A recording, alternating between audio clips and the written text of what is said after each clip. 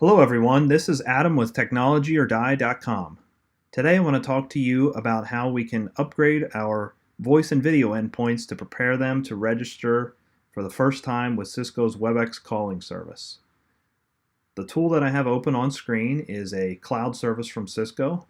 You can access it simply by going to upgrade.cisco.com. There is no authentication required. This is simply an upgrader tool. This is a great way to bring your DX80 endpoints from the Android code or an older version of CE code to a later version of code that will register with Cisco's WebEx calling service. Again, this also works with 88 and 7800 series phones as well. For this example, let's look specifically at the DX80. Click the DX80 icon on the left-hand side of the screen.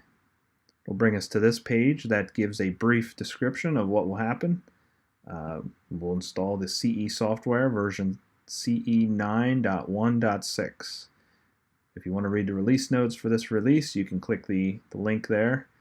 There is a comment in regards to the DX80 and the Android code.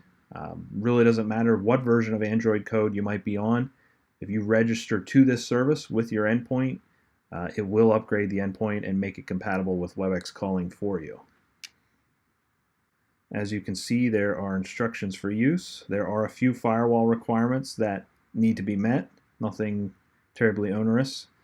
Essentially, what we are doing is having our endpoint register to this service.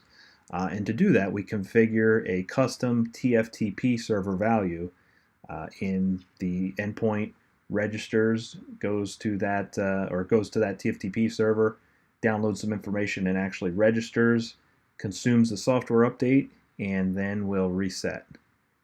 You can scroll down through here for screenshots and specific instructions, but again, the main goal is to get that TFTP server value set. If you're familiar with the process of setting a server manually, you're familiar with clearing the trust list. In step 5 here, we have the IP address of the TFTP server listed specifically.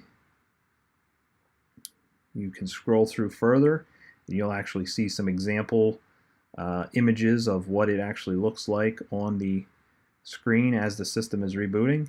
And then last but not least, you see the new version, the new welcome screen in the CE software. Once you reach this step, you are ready to register with the WebEx calling service.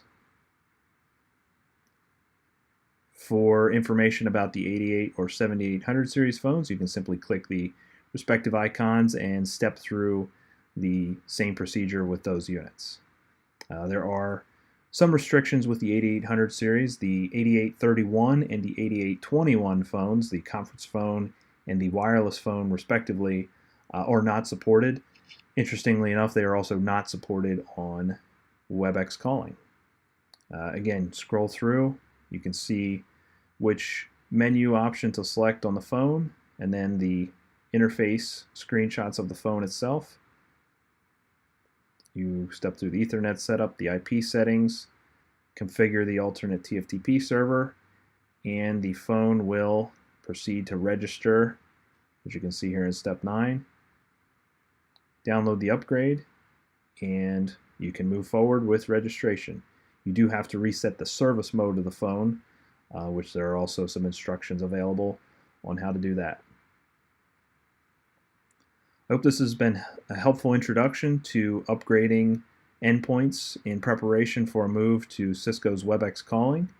As always, if you have questions or comments, feel free to leave them below in the comments section. Likewise, we would love if you would subscribe and stay tuned for further updates.